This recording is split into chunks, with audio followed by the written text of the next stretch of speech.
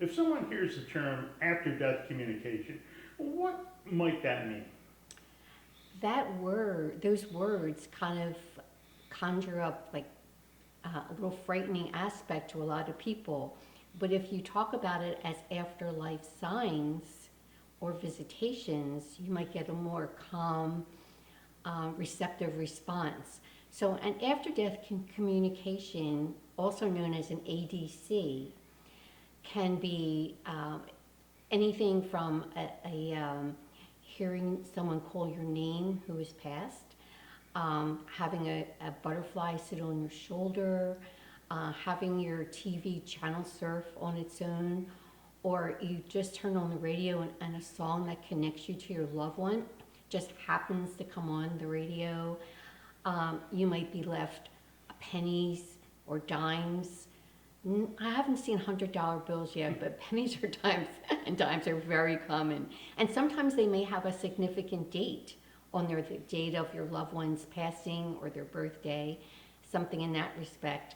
Or a picture of them just happens to come up on your computer, or you might get a text message from them and they've been long past, and yet it could be old text message that comes out of no reason why it's happening, but you just receive it. So phone calls, sometimes their voices are left on an answering machine. I've had people tell me about those types of things that happen to them. So that's what I call an after-death communication. Now, in rare cases, they may be an apparition, which is actually what happened to me, which started me off trying to understand this field. But that's not that often. Instead, they'll usually visit you in a comforting way in a dream visit, which is, I think, the most coveted type of after-death communication that someone can have, because you get to actually see them. You might be able to talk to them for a little bit. You might get a hug from them. And they'll show you that they are fine, that they're at peace, they're young again, they're no longer in pain if they were in pain when they passed. So yeah, that's why it's so very coveted.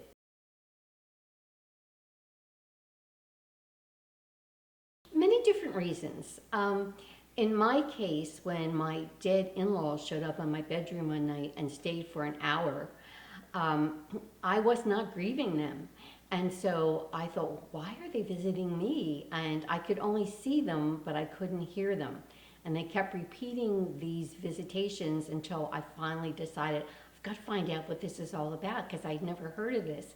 As a Catholic, I knew that people that were recognized saints would make apparitions, but I didn't know ordinary people could also do apparitions. So in many cases, it is because someone is grieving, and I have met so many people that have said, I just can't feel at peace until I get a sign from my loved one.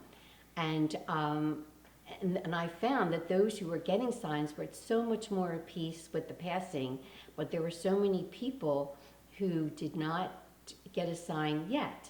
And I actually formed a prayer group to pray for people to get a sign from their loved ones. And it just took off like crazy. People who were so wanting a sign, were desperate for one, were getting signs because of the power of group prayer, I believe. And then in some cases, you're not even asking for a sign, but they'll come and visit you because you might not even know about signs, but they'll come and visit you in a comforting way to show you that they're at peace, they're okay, you can stop worrying about them. So it's always a gift from God. It's just, what I have learned in my journey is that spirits just don't do anything that they want to do. They have to get permission to visit us, to do things. And so when you are blessed with an afterlife sign or visitation, it's a blessing from God, first and foremost, which He grants through your loved one. So that's why it's always good to go to God to pray to get a sign.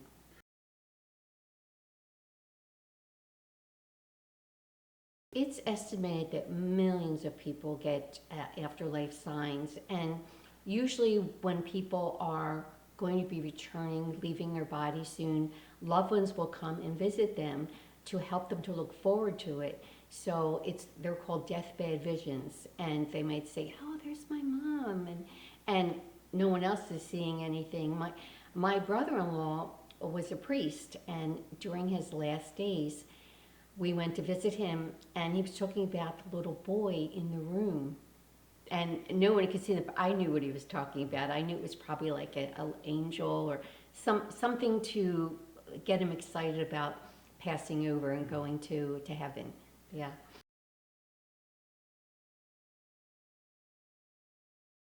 It's a mind blower. Changed my whole life, my whole world, because I used to be in the business world, and I became a stay-at-home mom to take care of my two children, and they were reaching teenage years, and I was thinking, well, I guess I'll probably go back to work.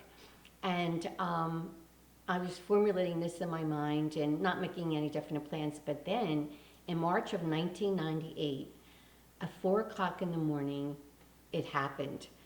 And I woke up from a dream, and I saw this man in the corner near the ceiling of my bedroom, and he was sitting at a desk. His hands were like this. He was reading something very peacefully. He had on an Italian padre type of a hat, a black hat, and a red cloak. And I kept blinking my eyes like, oh, this will go away, this will go away. And it didn't. It stayed there for about 15 seconds. And then he kind of evaporated. And next I saw something kind of scary in the room. I saw all these spirits at the end of my bed, and they looked like skeleton faces, and they were choking each other. And I thought, oh my gosh, well, this can't be good. And I grabbed my rosaries from under my pillow, and I started praying like crazy to the Blessed Mother. Next thing I know, I hear this gush of wind and enter the room, and papers on my desk were being rustled, and the room turned blue with these twinkling lights going through it. And then they had disappeared, and I saw this woman's head over my doorway. She was in white, and she reminded me how the women dressed like in the days of Jesus. And I felt like she was letting me know that everything was safe, it was okay. And I felt just peace go through me, and I was no longer scared. And then I'm thinking, and I still saw some spirits at the foot of the bed, but nothing scary. And I was racking my brain like, well, who would want to visit me? I'm thinking, because I hadn't really lost anybody that I was grieving. Mm-hmm. And then I remembered my husband, when his dad passed, he really cried every night for a year because he was so close to his dad. And he was close to his mom too. So that person popped into my head, and I said, John, is that you? And as soon as I said that, a spirit came right up to my face, like 5 inches from my face, and he had on a fedora type hat, and could see him from the chest up. He had on a black suit jacket and a striped tie and a little hanky in his pocket. And I said, oh my gosh. And then I remembered he and his wife, Stella, always traveled together. So I said, well, is Stella here? I mean, now I'm really getting into this, Ted, right? Is Stella here? And next thing you know, a woman comes right up to my face. She has on a flapper's hat, pearls, red lipstick, and she is sort of floating in front of John. And I thought, oh my gosh. And then I remembered, my husband's right beside me. He's sound asleep, and his parents are here. So I woke him up. I said, Bob, wake up. Your parents are here. Your parents are here. Now, he could not see them. Mm-hmm. And I could see them, but I couldn't hear them. But I knew he believed me because I saw his lips moving silently, like he was talking to them or praying or something. And then after a while, he fell back to sleep. But they stayed for about an hour, and I finally couldn't keep my eyes open any longer. And I said, well, thank you so much for coming, and this is such an honor. And I waved, and they waved back. And I thought, oh my gosh, this is really mind-blowing. And I ran. Were they having were they trying to give you a message of some kind? Well, you see, no, they really weren't. But then they started coming every night after that. And I'd go to bed and they would show up. And I thought, well, maybe this is a warning, because my husband had cancer in the past. And we thought like he was fine. And I said, please get yourself checked out. Maybe this is a warning. But he was fine. He got checked out. And they were pushing me. They were pushing me to do something. And I had to find out what this was all about. And that's when I went on a quest to find out what this was. And I found out it was an after-death communication.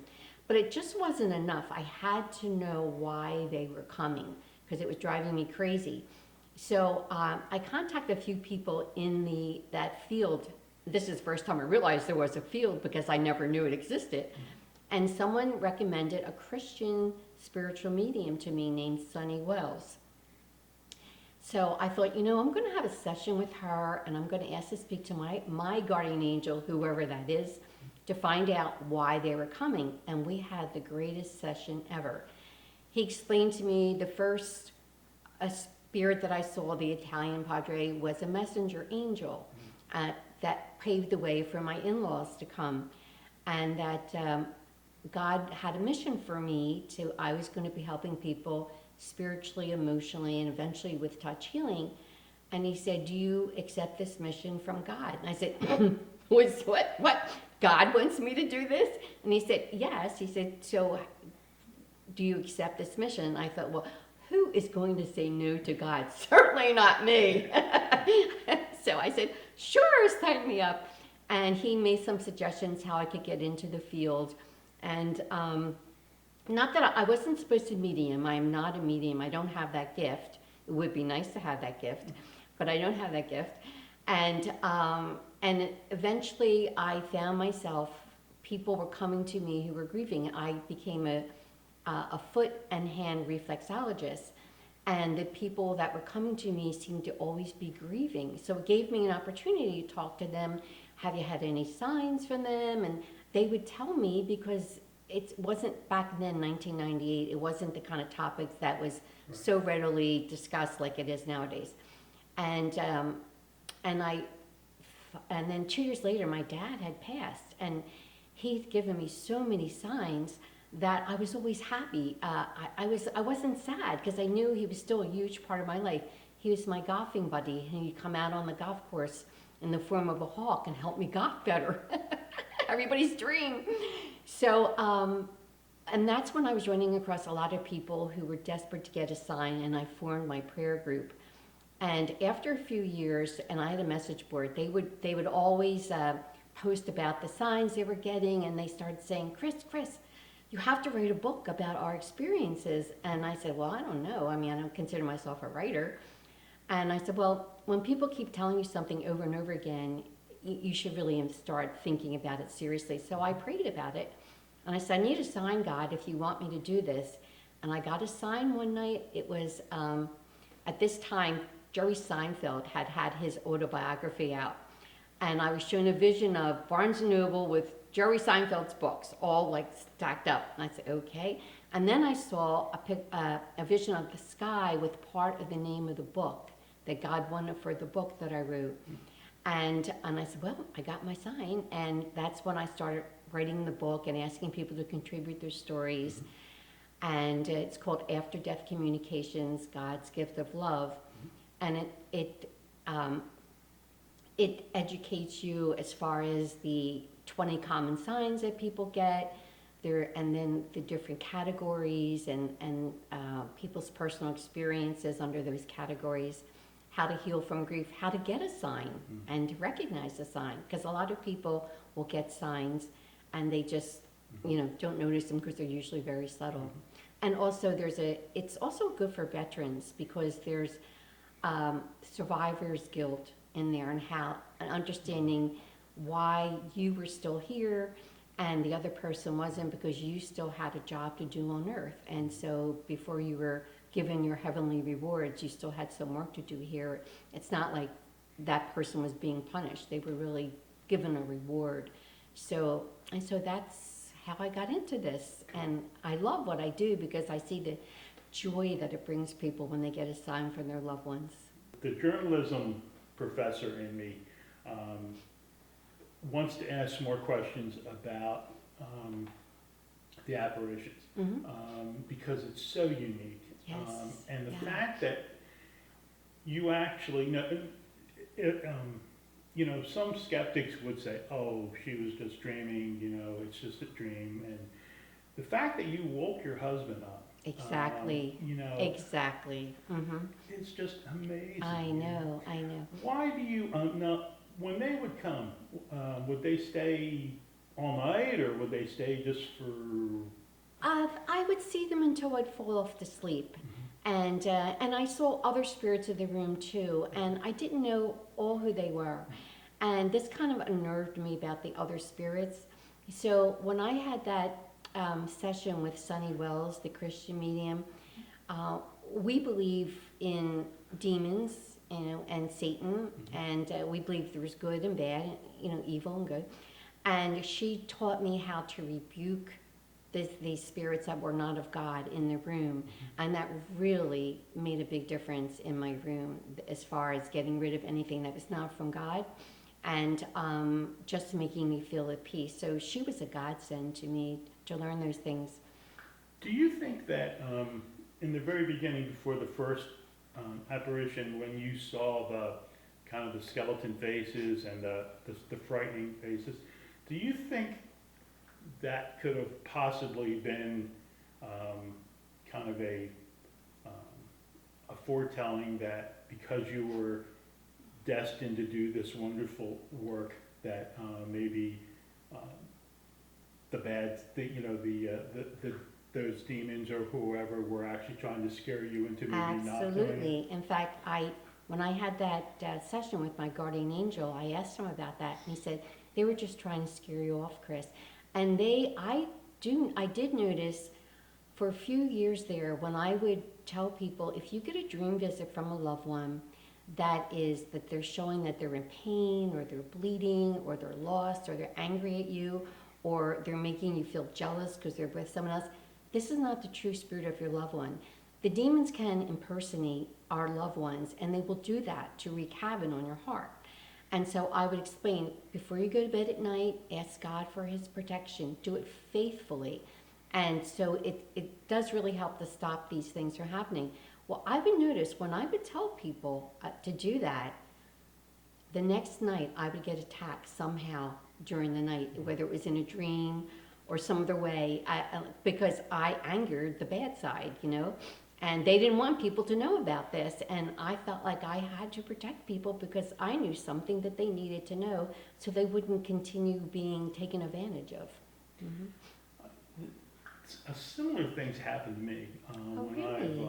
when I was working with Lorna Byrne, and also when I had decided that I was going to do this series, and it never happens except when I get ready to do something that, and this past thing, it was just this horrendous dream that I had that, I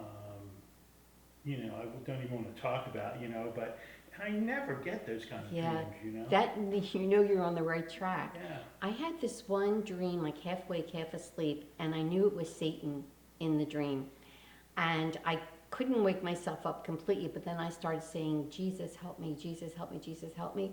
Next thing I know, I saw these white lights came into the room. You could tell they were attacking. And that would be the warring angels. You've probably read about the warring angels there. And they attacked that immediately, because all you have to ask is for Jesus' help, and those things will be taken care of. But I was so used to praying for Jesus' protection every night before I went to bed. It was like an automatic response for me, even when I was half awake, half asleep. And just to see the white lights attacking something in that room was like, it was such a balm to my soul and heart to know that I'm being looked after. And I think God allows you to see things at times to comfort you. And for me to see that was a huge comfort, knowing that he's there if I need him. Yeah. Because have that also, I'm interested in the whole guardian angel thing, and do you have a relationship with your guardian angel, or with angels in general? I mean, it's not, just as an intermediary, as Right. we God. So because I knew that the angels really take their orders from God, and I know this because when I had that session with Sonny Wells, and my guardian angel said, we would like Sonny to mentor you. And that was back in 1998, and until she passed last year, she was not only my mentor, but my best friend, and we would do seminars together. And we used to sit down and have chats with the angels, and I learned so much from them. Like, God only they're not all knowing like God is. Right. And we would ask them questions, and they said, well, at times they said, well, we really don't know. God tells us things on a need-to-know basis. And sometimes they had to go to God and ask permission for things to give us answers. So I really kind of bypass my angels. I don't mean to be, to be disrespectful to them, but because I know they go to God, and God wants the relationship with us, I go to the Father, the Son, and the Holy Spirit. And that's who I always pray to and talk to and ask, what do you want me to do? And then my angels will help. And I'll sometimes I remember to thank them, but I always thank God. Right. Because I know it comes from Him first. So Right. excuse me, angels, if I forget to thank you. Yeah, no, that's right. And Lorna says the same thing. She says, that each person, it's got, they're just, each person is her words, a billion times more important than any angel, and the angels wanting her to know that because we all Isn't have it interesting? the spark of God in our soul, in ourselves, Mhm. So, yeah, that was exactly her. She always says it. And it disturbs me when I see a lot of people sort of like get into angel worship. Yeah. They're praying to their angels and they bypass God. And they can only do what God allows them to do. And it's really a shame when I see that happen because God is the one that gives them permission and the blessings will come from Him.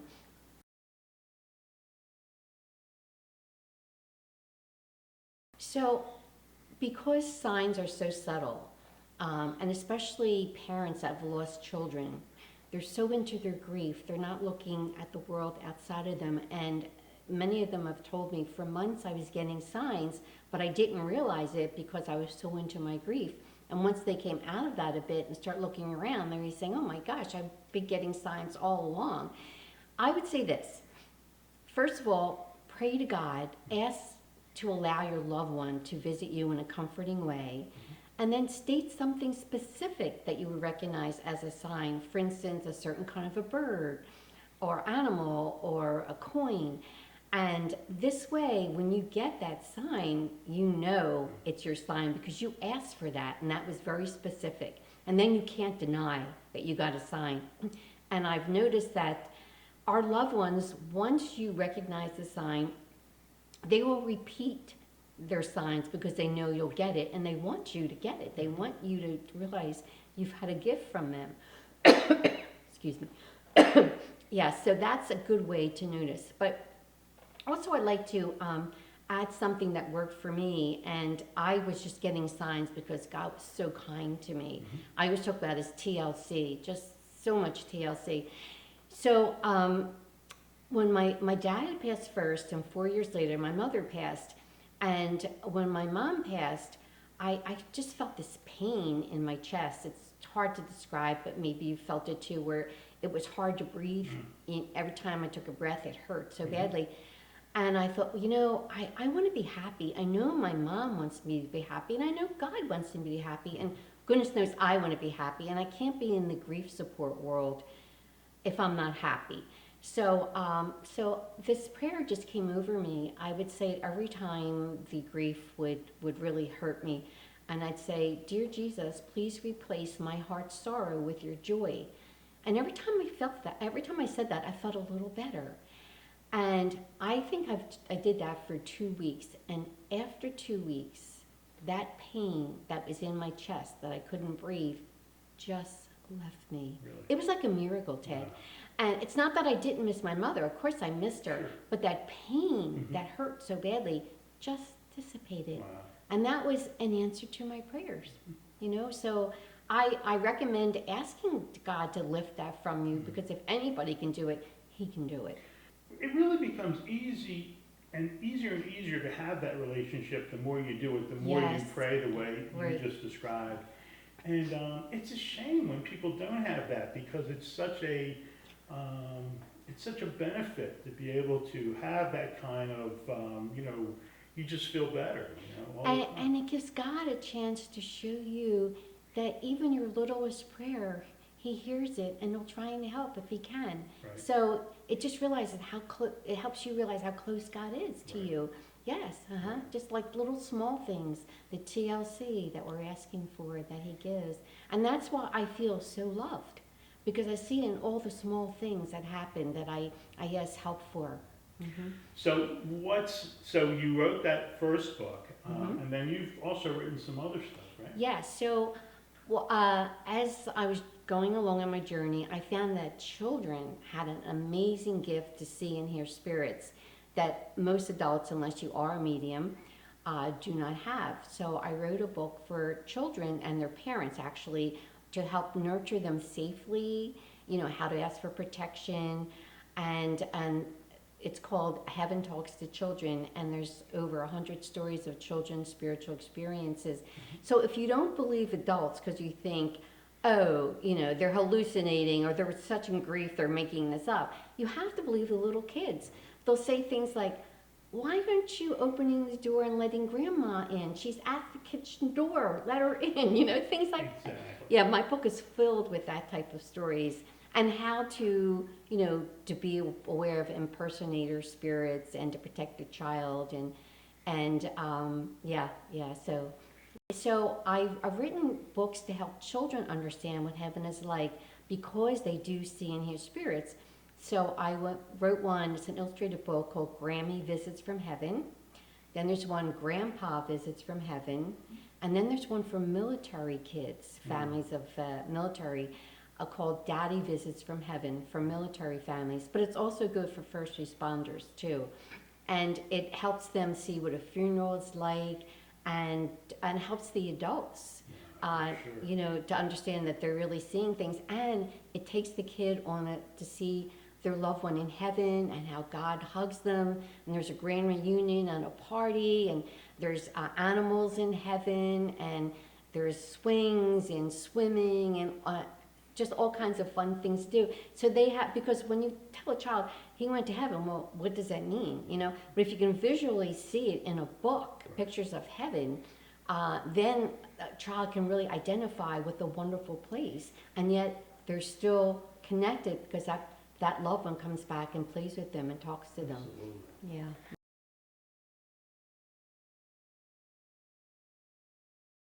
Before my in-laws appeared to me that night, when people would talk about spiritual topics like, signs and visits and things, I would roll my eyes because Yeah. I thought, okay, and because I never experienced anything and I didn't get it. Right. So I understand people who have never had a sign or anything, but once you lose someone, it kind of opens your mind up to where are they? Right. Where are they? And the best part about getting a sign is that you get that they're not off in a dark hole separate from you. They can still see and hear you, Right. and they're still a huge part of your life. And that's what I really want grievers to know, that you can just keep on talking to them, writing letters, telling them Right. to come on vacation with you, whatever. And that connection continues. It's Right. just a spiritual connection Right. now. I often say, yes, say goodbye to the physical you, but hello to the new spiritual relationship we're now going to have, Mhm. if you want that to continue.